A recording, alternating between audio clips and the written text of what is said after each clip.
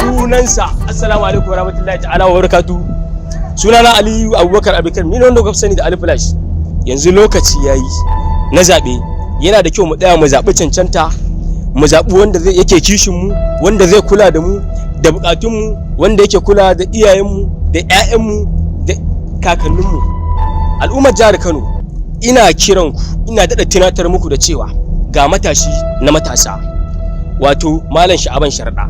Musamman ma matasa, ina kiran ku idan lokacin zaɓe yayi, yana da kyau ku mai da hankali da nutsuwa don ku san wa za ku zaɓa. Katin zaɓen mu kada mu bari ya tafi a banza, domin yana da matuƙar muhimmanci a rayuwar mu. Mu tsaya tsayin daka mu zaɓi cancanta, wato Malam Sha'aban Sharaɗa shine gwamnan jihar Kano 2023.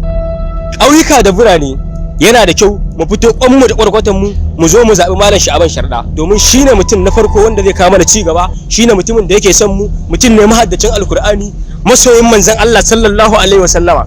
Yana da kyau mu fito mu zaɓi wannan mutumin. Salamu alaikum.